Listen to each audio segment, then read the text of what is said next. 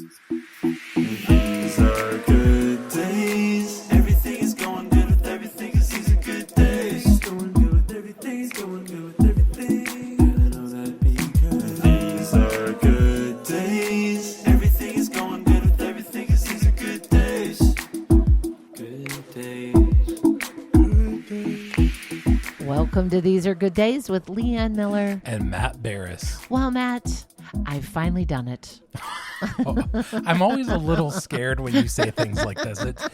Depending on how well someone knows you, that could be really exciting or really ominous. Yeah. For me, it borders on between exciting or something you're going to tell me I know how to do and I have to do to help you with it. Usually, yeah, that's pretty 50-50. You're right. You're like, oh, you know how to do that? Yes, I'm like, yes. no, I don't. You know how to do so much. Listen, I'm listening. I went antiquing. And I found the perfect little thing for you and Mallory's coffee area because I know how much you're loving the color blue these days because peacock blue couch. it's true. Holla. Levin Furniture, if you are listening, we love our couch. Also, pink walls, Sherwin-Williams. If you are listening, we love Sherwin-Williams paint. But I bought this little antique shaker. It's blue and it's adorable. And I put some. It is so cool. Isn't it cute? And I put some chocolate truffle silly cow gourmet hot chocolate in it, and then you just give a little sprinkle on top. So is of this your what froth. you put on your frothy Yes, coffees? I sprinkle it right on top of the froth, and it's That's just awesome. It's just a It's little. gonna set right next to our little coffee maker, and it's a little extra kindness that you can do for yourself. Oh, thank you. We don't have anything like that. Yeah. That's awesome. Well, there you go. Oh, thanks. My good day. Oh. Listen, it's been a big couple weeks in the Bears It's house. been a big summer so I know, far. we've wrapped up school. Yes. My kids have been in camps. And, recently my son Luca went to this robotics camp. Now, my mom was there the day that we watched the last day of camp. And I said to her, no one in this room really knows what's going on because this didn't exist when we were in school. It is like what Luca's robotics camp was. It was at our high school. And he built a robot. It's called a Vex robot it looks like this big Tinker toy, but it has like motors on it and these big controllers. And the kids have a course where they have to put these like balls in different places. How wild. And they don't battle each other, like they're not hurting each other. They're trying to get as many balls on their side of the court as possible and that kind of thing. And it was so cool. But here's what's cool about it. Well, first thing. The first day of camp, so Luca's going into 5th grade, and, he's lived his whole entire 10 years of life in the back seat. And I looked at him and I thought, it's time. Luca, it's time. Yeah. It's time to come into the front seat. So on our first day of camp, I said, hey, why don't you sit up in the front seat with me? It was just the two of us driving to his camp. And he said, Dad, can you put on the Guardians of Galaxy playlist? Which, if you know anything about that, it's like 70s and 80s music. That's adorable. That I also love. That's so adorable. I was like, yes, I will do that. Marvel, if you are listening, I literally told someone this.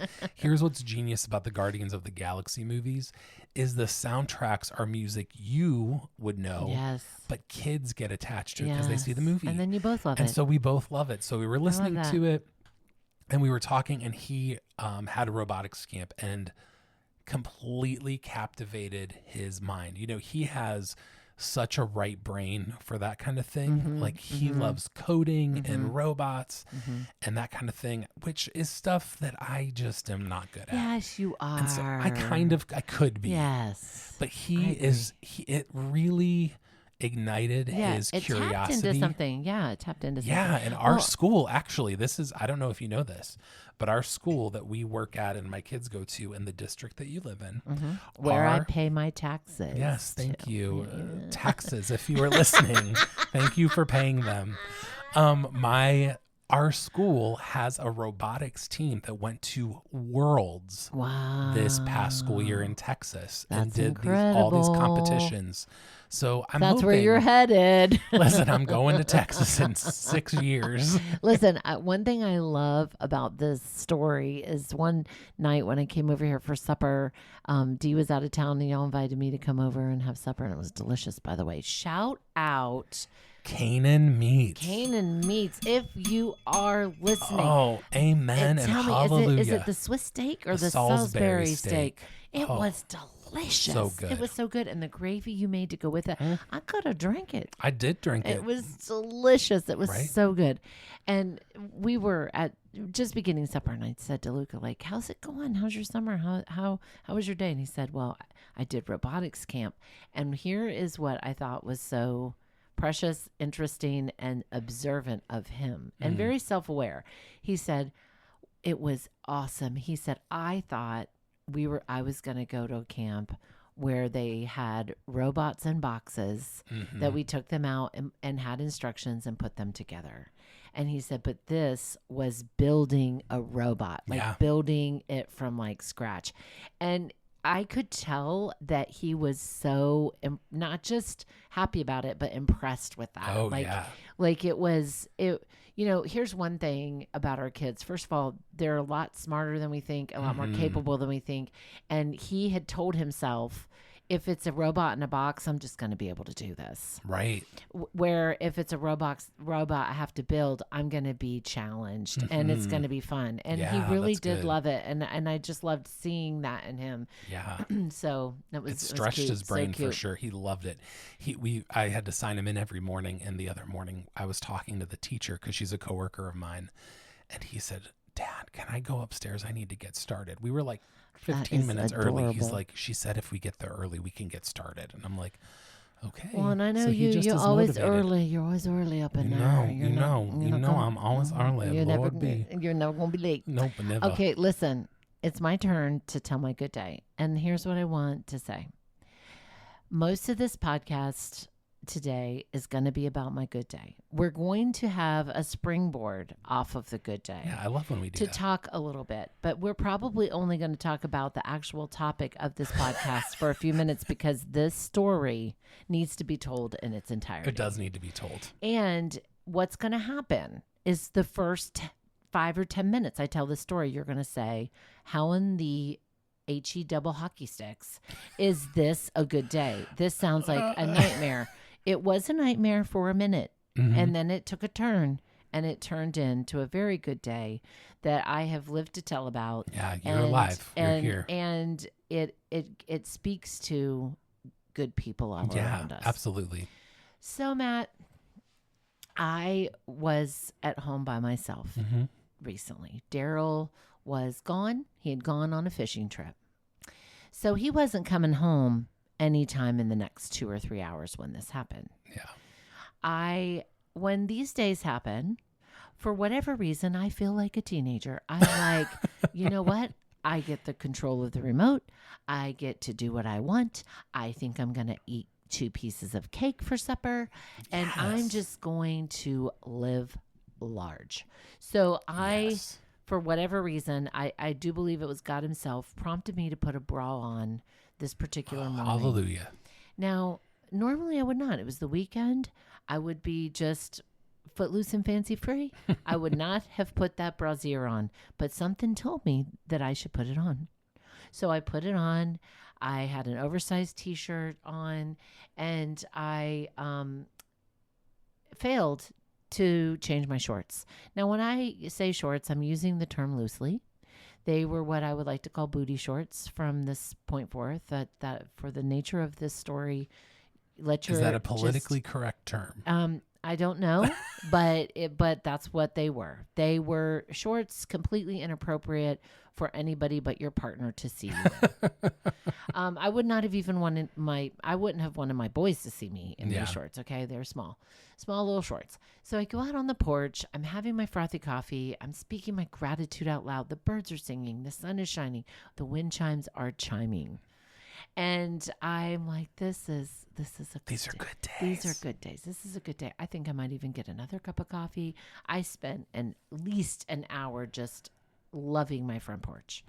And then I went inside, and Mr. Butters, and really this whole thing could probably be blamed on Mr. Butters. Oh. So Mr. Butters wanted out in the garage. So I'm like, you know what? You can go out in the garage. And Mr. Butters is your beautiful cat. Yeah. Beautiful. Beautiful. What type of cat is he? He is a Silkirk Rex, which is typically a curly hair cat, but his hair did not turn out to be curly. Hmm. So anyone who wanted a Soulkirk's Rex cat did not necessarily want him. So the cattery where he came from, you know, he was a year old when we got him. He wasn't a little kitten.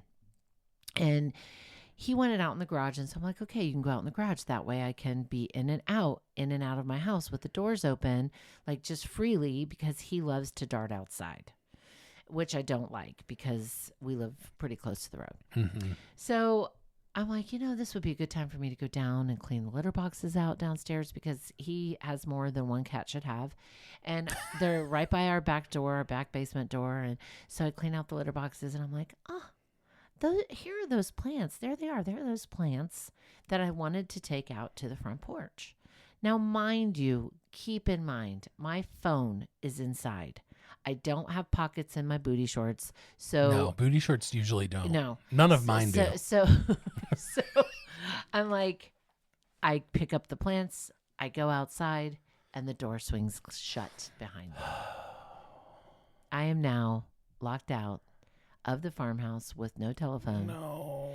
And you know how I listen to true crime podcasts? I know. So I double check, triple check my locks. You live in Fort Knox. So your house is literally Fort Knox. It's knocked up. It's locked up. That's funny. Booty shorts knocked up. So it's locked up tight. So I'm like, oh my gosh, what am I going to do? Like, what am I going to do? And so I'm like, you know what? I'm panicking.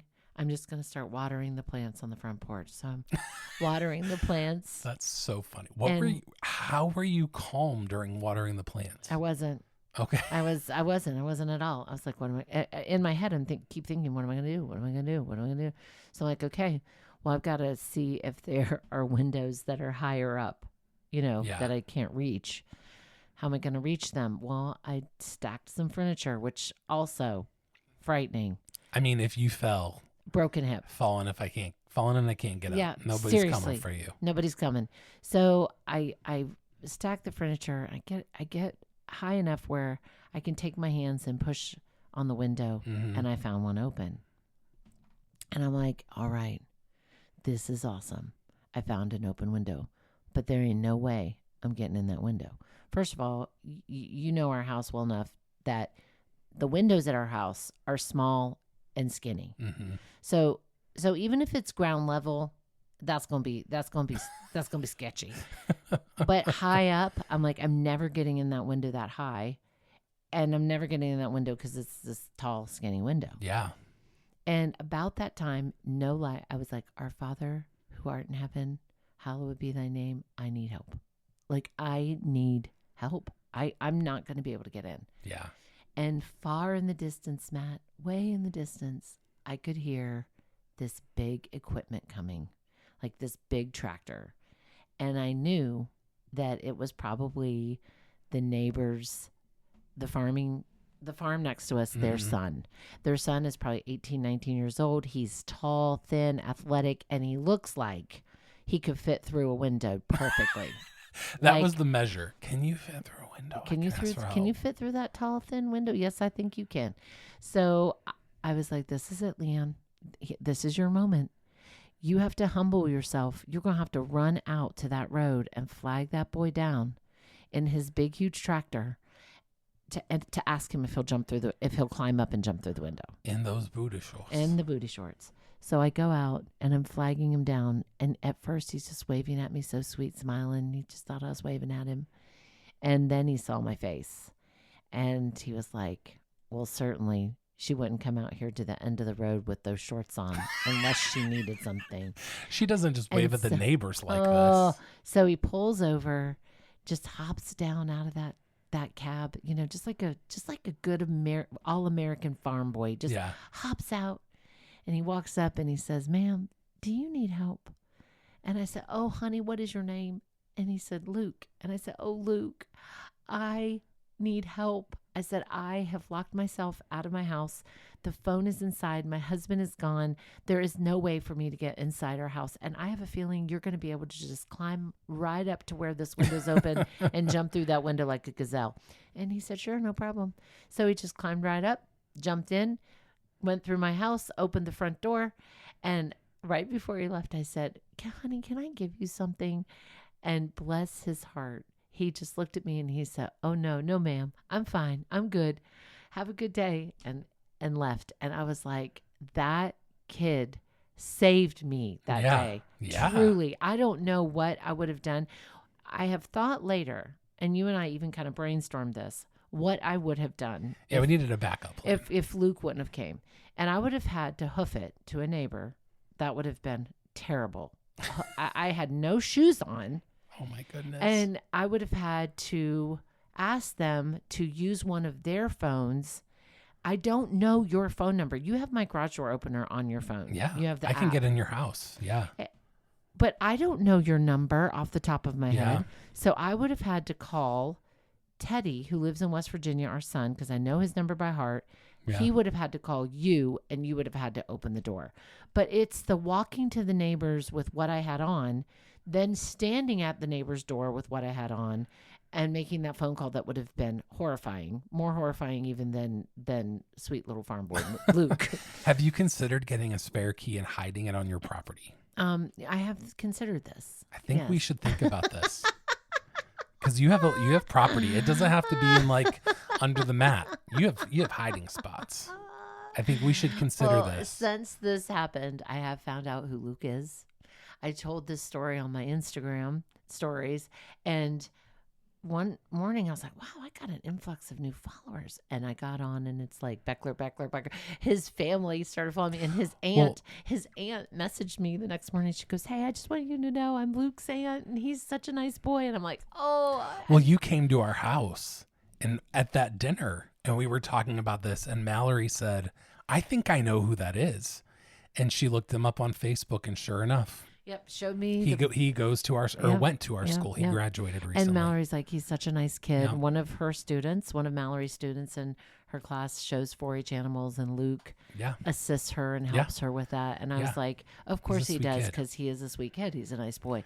So it just got us talking and thinking about the idea of helpers Yeah. and how when someone helps you in a situation like that, there is something that there's a relief that washes over you. Even if he wouldn't have been able to get up through the window, he could have aided me in some way. Totally. He could have let me borrow his phone. He could have, something. Totally. So willingness to help is huge. Yeah. Well, it reminds me when we were talking about this earlier, there's the famous, often when tragedy strikes in America, there's the famous quote from Fred Rogers. Won't you be my neighbor? Fred Rogers says when he was a little boy and he would watch the news, his mom would always say, look for the helpers. That when we see moments of stress or distress, that often you can find yourself looking for the helpers. And I was reading an article about this that said Mr. Rogers, I'm so sorry, Fred, that his quote falls short. Because what we really should be saying and doing is teaching our kids and encouraging each other to be the helpers, not just look for the helpers, but to be the helpers. And so what does that actually look like? Well, I think though the spirit of what he was saying was assuming that we're all going to train our children to be helpers. I would hope so. And that we can always find helpers in situations that are dire and hard and sometimes catastrophic. They're 9/11 was such a good depiction of that very saying. I think that's when that saying started being said so much, because all the helpers, all the people that ran to help and to rescue. Yeah, totally. Well, this was also started back in the 60s by a social worker. It's called the helper theory. So the helper theory, I know, the helper theory came about in 1965 by a social worker named Frank Reisman. And Frank's research showed that when you are a helper, it not only helps the other person, but it actually helps you. 100%. And one of the case studies that they used for this study was the idea of AA, and how people in AA, often there's people that have been sober that help run the programs, that when Correct. they're helping other people, Sponsors are the sponsors are helping. You're helping yourself too, and you are giving yourself purpose outside of what's in front of you. You know, this reminded me of a show that I love. I love this show, and it's I'm sure some people love it and some people don't like it. But do you know that show on ABC called What Would You Do? Yes. Where they set up these like social experiments. Sometimes I actually cringe a little. Like sometimes I feel bad I do for too. the person that's stepping in while they're doing it, because you can tell it is like awful. Yeah. And then when they find out, it's like there's this mix between, oh my gosh, I'm so relieved, Right. But also kind of mad. but also kind of mad at tricked you me. because I literally thought this injustice was happening in front of my Right. face. But yes, I I've saw watched one that. recently where it was these grandparents with their teenager, and the staged part was the teenager looking at her phone, and the grandparents were yelling at her for looking at her phone, and this mother with her 2 teenage kids talked loudly enough to them across the restaurant and said, "Stop talking to her like that, and you put your phone down." And she started bawling and was like, "You don't know how much time you have left together." And I think those are so interesting. Yes. What fascinates me is thinking about inserting ourselves into social situations. You know, maybe we'll never know what was going through Luke's mind when he saw you flagging him down on the corner in your getup. Luke started following me on Instagram too. We may never know exactly what went through Luke's mind, but you know, Luke has that personality where if he sees someone who needs something, he's going to do something. I also think it's contagious. Totally. I had a situation happen to me in Hilton Head not long ago that I thought that could have ended poorly. That there was this just the cutest young man. I would say he was our boy's age. He was probably 25, and his Jeep stalled out in the middle of an intersection. Now, you know how some of those intersections are in Hilton Head. They're very busy, very crazy. And people were beeping and like going around him and being so rude. So I whipped my car over. Now listen, I'm 55. And Jeep Wrangler, if you are listening, he's in this big Jeep and he's pushing it by himself. And I get out. I get out. And I'm like, I'm going to try to help him any way I can. So I start pushing. And then I think what happened truly is people were like, if that lady is going to pull over, and she is old and fluffy, and she's going to try. I don't know if she could get through a window in her own house. Just that fast. Could she climb in a little farmhouse window? I don't think so. I don't think so. Just that fast. 3 guys were right there and pushed that Jeep out of the way with no problem. And I think when we choose to help, it can be contagious to the people around us. Absolutely. I also think this, and I've lived this, so I know it to be true. Now, listen, I'm going to say this so intentionally because I think it's so important. If you are struggling, if you are having a hard time, if you are having a difficult marriage, if you are having a difficult time with your teenager, if you are in the middle of a business crisis, if you take the time to step back and help someone, it does not have to be money. Nope. It can be time and effort.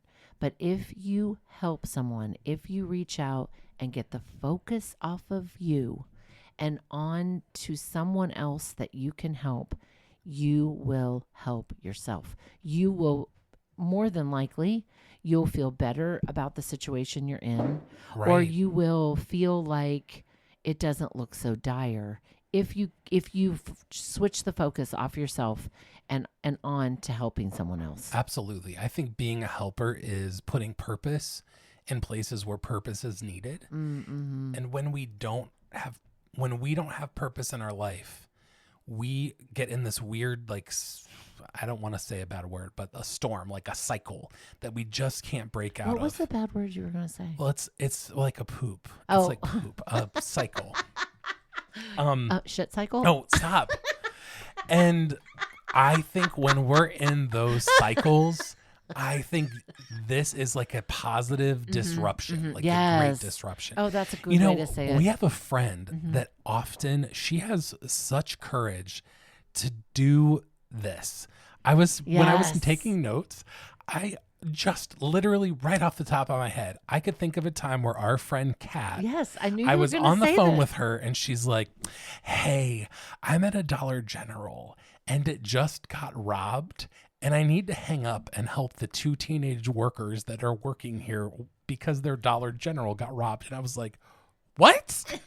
And then there was another one where she's like, yeah, today there was a naked man laying in my street that just needed help getting out of the street. And I'm like, Kat, Yes. how do you, but I think she has a lens and a vision for helping others. Well, and here's what I'll say about that. Just I do want to side note that she also works within mental health. Totally. So she is She has very tools. Yes, she has Yeah. very comfortable and she has the tools to handle Totally. those situations. I, on the other hand, if I saw a bloody naked man, because he was also bloody, naked man laying in the street, would have to call 911 because I don't feel equipped Right. to help her Right. handle that situation. But she does, and she stays very level headed. I was with her once when Oh, yeah, that happened here. we literally walked past in the middle of a domestic situation between a husband and wife. It was scary.